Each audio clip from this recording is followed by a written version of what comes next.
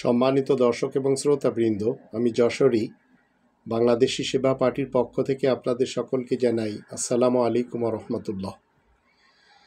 যে সমস্ত লোকেরা এখন বলে চলেছে আসুন আমরা বোকা বাঙালিরা এবং ভুকা বাঙালিরা সামান্য কিছু অর্থর লোভে ভারতের পা চেটে মীর জাফরের সুরে সুরে সুর মিলিয়ে ভারতের বন্দনা গাই, আমি এই সকল বাংলাদেশিদেরকে বলতে চাই, হাসিনা পালানোর পর ভারত তিনটি বিষয় নিয়ে সবচেয়ে বেশি উদ্বিগ্ন হয়ে পড়েছে। ফলে তারা বাংলাদেশ সেনাবাহিনী ও বিএনপির সাথে দফায় দফায় মিটিং এবং যোগাযোগ করেই চলেছে এবং এটি আজও চলমান। ভারত যে দাবিতে সেনাবাহিনী ও বিএনপিকে চাপে রেখেছে তার ভিতর এক নম্বর দাবি হলো নতুন করে বিডিআর হত্যার তদন্ত করা যাবে না। আর শতাব্দীর শ্রেষ্ঠ মীর জাফর খ্যাত আসিফ নজরুল গংরা কোনো দিন এদেশে সুষ্ঠু বিচার করবে না। এখন যদি বিডিআর হত্যার তদন্ত সঠিকভাবে হয়, প্রভাব কি হবে?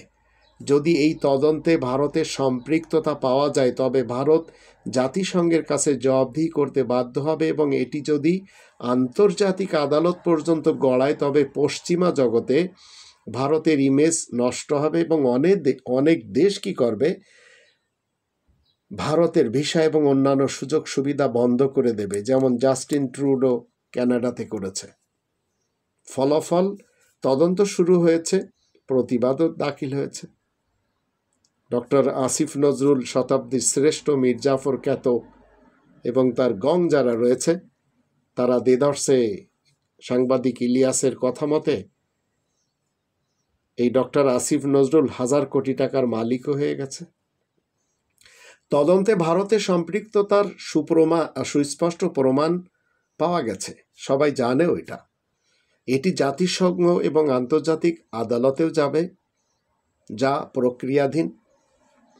2 নম্বর যদি আমরা দেখি, বিভিন্ন সময় গুমের আসামি ভারতে পাওয়া গেছে। 5 আগস্ট হত্যাকাণ্ডে হাসিনার সাথে ভারত সম্পৃক্ত ছিল, তার অকাট্য প্রমাণ তাও পাওয়া গেছে। প্রভাব, বাংলাদেশের আন্তর্জাতিক আদালতে হাসিনার সাথে মোদি ও তার সেনাপ্রধানেরও যদি ফাঁসির রায় হয় তবে এটি আন্তর্জাতিক গণমাধ্যম এগুলোর ফালাও করে যে প্রচার করবে এবং অনেক মানবাধিকার সংগঠন আগ বাড়িয়ে এই মামলা হেগের আন্তর্জাতিক আদালতে নিয়ে যাবে। হাসিনা এবং মোদি উভয় তখন হেগের আদালতে বিচারের সম্মুখীন হবে, সেখানে যাবজ্জীবন কারাদণ্ড হতে পারে। ফলাফল এটি হবে বাংলাদেশের জন্য একটা বিরাট বিজয় এবং ভারত কর্তৃত্বের বিরাট পরাজয়। তবে এসব প্রক্রিয়া যথাযথভাবে সম্পন্ন করতে হলে 2 থেকে 3 বছর সময়ের প্রয়োজনও রয়েছে, আর এটি ভারত কোনোভাবেও চায় না। কি চায়? 3 নম্বর, দ্রুত নির্বাচন দিতে হবে এবং ওই নির্বাচনে আওয়ামী লীগকে অংশগ্রহণের সুযোগ দিতে হবে। প্রভাব, যদি এটি করা হয় তবে ভারত আবারও বাংলাদেশে তাদের হারানো কর্তৃত্ব পূর্ণ প্রতিষ্ঠা করতে পারবে। ফলাফল, ডক্টর মোহাম্মদ ইউনূস স্যারের সরকার দীর্ঘদিন থাকলে ভারতের এই আশা গুড়ে বালি হওয়ার সম্ভাবনা বেশি। তাই তারা এখন বিএনপির মির্জা আব্বাস বলেন, মির্জা ফখরুল বলেন, আবার জিএম কাদের বলেন, আবার মৌলবীদের এক অংশ, এরা গুনে গুনে এবং স্টেপ বাই স্টেপ বিভিন্ন লোকদেরকে বিভিন্নভাবে মাঠে নামিয়ে দিচ্ছে। আর ডক্টর মোহাম্মদ ইউনূস স্যারের সরকার, এই সরকারের মেয়াদ যতই বৃদ্ধি পাচ্ছে, হাসিনা এবং মোদির হার্টবিট ততই বৃদ্ধি পাচ্ছে। ফলে দেশের প্রায় সব মিডিয়া এবং মিডিয়া ব্যক্তির কাউকে টাকা দিচ্ছে, কাউকে হ্যানিটেপে ফেলে আবার বিএনপিকে ক্ষমতায় বসানোর লোভ দেখিয়ে বিভিন্ন কৌশলে ভারত দ্রুত নির্বাচনের জন্য টকশোতে এবং মিটিংয়ে মিছিলে একটাই আওয়াজ তুলছে, তা হলো দ্রুত নির্বাচন চাই। তো দেখবেন এমন এমন লোক টকশো করে চলেছে, খুব হাস্যকর। চোরপুত্র আন্দালিব রহমান পার্থ একভাবে বলছে, আবার ময়লা রনি, গুলাম ময়লা রনি আর একভাবে বলছে, যদিও তার নামটা ঠিক রাখা হয়নি, গুলাম মাওলা রনি, মাওলা তো হবেই না সে। এখন আবার রুমিন ফারহানা, আবার হারুন, এই টাইপের অনেকেই রয়েছে। আর ছাত্রদের বিরুদ্ধে মিথ্যা অভিযোগ তুলে নিজেরা পক্ষ বিপক্ষ হয়ে বলছে সব ছাত্ররা লুটপাট করছে। সাথে ডক্টর মোহাম্মদ ইউনূসের প্রশংসনীয় উদ্যোগেরও সমালোচনা করা হচ্ছে। যেমন ধরুন, ভারতের অগোচরে ভারতকে পাশ কাটিয়ে আরাকান নিয়ে সঠিক সিদ্ধান্ত নেওয়ায় ভারত ভীষণ বেজার। তাই বিএনপি এবং ভারতের টাকা খাওয়া মিডিয়া দুই পক্ষই ভারতকে খুশি করতে ডক্টর মোহাম্মদ ইউনূস স্যারের সমালোচনা করেই চলেছে। প্রথম আলো এবং ডেইলি স্টার সহ আরও অনেকেই লেগেই আছে যাতে ডক্টর মোহাম্মদ ইউনূস স্যার দ্রুত বিদায় হন আর মোদি এবং হাসিনা হেগের আন্তর্জাতিক আদালতের বিচার হতে রক্ষা পেয়ে যায়। সাথে ভারত বাংলাদেশের উপর পুনরায় কর্তৃত্ব ফিরে পাবে।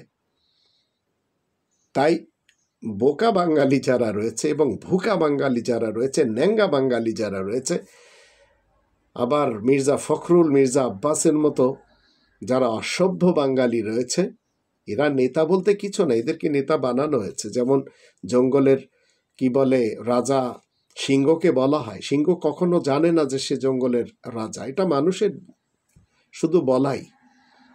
এখন জয়কে যারা মেনে চলতো, আবার তারিক জিয়াকে যারা মেনে চলে, জিএম কাদেরকে যারা মেনে চলে, কাদের গামছাকে যারা মেনে চলে, হাসিনা খালেদাকে যারা মেনে চলে, এদের কোনো সদ্বোধ বলতে নেই। এখন এই ভুকা এবং বোকা বাঙালিরা কি বলছে, আসুন আমরা বোকা এবং ভুকা বাঙালিরা মির্জাফরের সুরে সুর মিলে ভারতের বন্দনা গেয়ে যাই। আর সেটা কি? দ্রুত নির্বাচন চাই, দ্রুত নির্বাচন চাই, দ্রুত নির্বাচন চাই। তো আমি ডক্টর এ.কে মাহবুবুল্লাহ যশোরী বাংলাদেশি সেবা পার্টির পক্ষ থেকে আপনাদের সকলকে বলতে চাই যে আমাদের আসলে আমরা যদি অতীত এবং ভবিষ্যৎ নিয়ে একটু চিন্তা করি, কোথা থেকে এসেছি, কেনই বা এসেছি। আমরা তো আল্লাহ তাআলাকে বলিনি যে আল্লাহ আমাদেরকে পাঠান, আল্লাহ আমাদেরকে পছন্দ করে পাঠিয়েছেন। 67 নম্বর সূরা আল মুলকের 2 নম্বর আয়াত মতে, আল্লাযী খালাকাল মাউতা ওয়াল হায়াতা লিয়াবলুয়াকুম আইয়ুকুম আহসানু আমালা ওয়াল আজিজুল গফুর। হায়াত এবং মওত দিয়ে পাঠিয়েছেন পরীক্ষা করার জন্য, সর্বোত্তম কাজ করে কে ফেরত যেতে পারে। তো কোথা থেকে এসেছি জানি না, আমার জন্ম কোথায় তাও আমি জানি না, আমাকে প্রথমে কে কাপড় পরিয়েছিল তাও আমি জানি না, প্রথমে আমাকে কে গোসল দিয়েছিল তাও আমি জানি না। এরপর আমার মা বললেন, এটা তোর বাবা আল্লামা মোহাম্মদ নুরুল ইসলাম ফারুকী, আর এটা তোর চাচা জনাব আলী সর্দার, এটা তোর মামা মাজেদ সাইফুল্লাহ আব্দুর রাজ্জাক। তো এইভাবে এরা তোর খালা। এভাবে আমি সবাইকে চিনতে শুরু করলাম, সম্পর্ক গড়ে উঠল। আর এই বাবার আর এই মায়ের এত বেশি আদরের ছিলাম আমি, বাবা একসময় বলেই বসেছিলেন, দেখো কোরআনের কথা বলবে, তোমার ভাই বোন তোমার শত্রু হবে। সেটি আজ পুঙ্খানুপুঙ্খরূপে দেখেই চলেছি।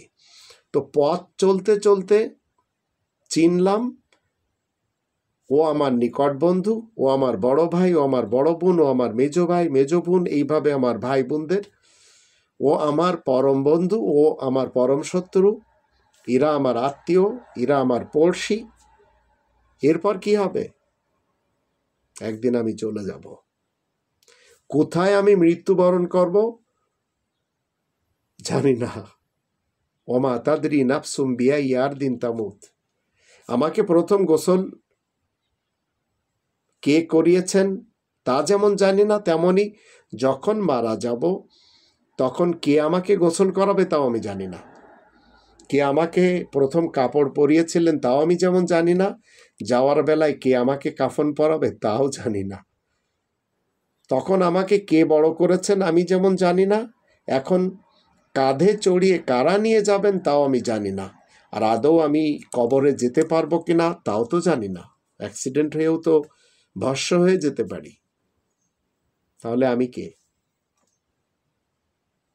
তো ডক্টর একিউ মাহবুবুল্লাহ যশোরী আমি আপনাদের সকলকে বলতে চাই, আমাদের দেশের যারা ভারত বন্দনা করে চলেছেন, আবার যারা পাকিস্তান বন্দনা করে চলেছেন, আবার অন্যান্য দেশের বন্দনা করে যারা চলেছেন, আপনাদের কি জানা আছে বিশ্বাসঘাতকতা যারা করেছিল অতীতের ইতিহাসে, সেই পলাশির যুদ্ধে মুসলমান অমুসলমান, বাঙালি অবাঙালি, তাদের শেষ পরিণতি কি হয়েছিল? মীর জাফর কুষ্ঠরোগে মারা গিয়েছিল, মীর কাসেম অনাহারে দিল্লির রাস্তায় মরেছিল, মিরনের ব্যাপারে বজ্রাঘাতে মারা গেছিল, ঘসিটি বেগম বা গাস্তিয়ে বেগম, আমেনা বেগম জলে ডুবে হত্যা হয়েছে, খাদেম হোসেন তরাই পাহাড়ে না খেয়ে মারা গেছে, রবার্ট ক্লাইভ বা লর্ড ক্লাইভ আত্মহত্যা করে মরে গেছে, মোহাম্মদী বেগম পাগল হয়ে কুয়োয় ঝাঁপ দিয়েছিল, জগৎ শেঠ স্বরূপচাঁদ গঙ্গায় ডুবে মরেছে, উর্মিচাঁদ জেলে পচে মরেছে,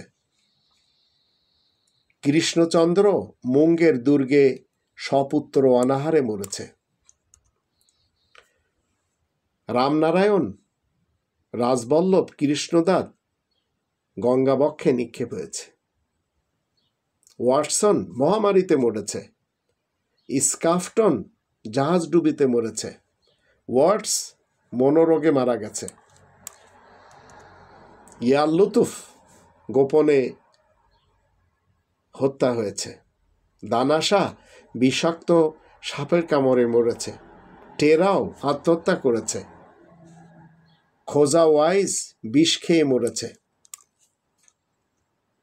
মহারাজ নন্দকুমার মিথ্যা ষড়যন্ত্রে ফাঁসি হয়েছে। তো এসব কেন আমি বলে চলেছি?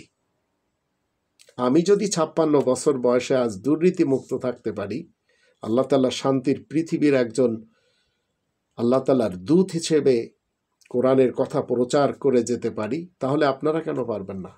900 কোটি মানুষ কেন পারবে না? তো এই কথাগুলো বলার উদ্দেশ্য হলো, বেঈমান মীর জাফর, বিশ্বাসঘাতক, এদের ইতিহাস যদি মনে না রাখে, সৃষ্টিকর্তা রব্বুল আলামিন ঠিকই মনে রাখে।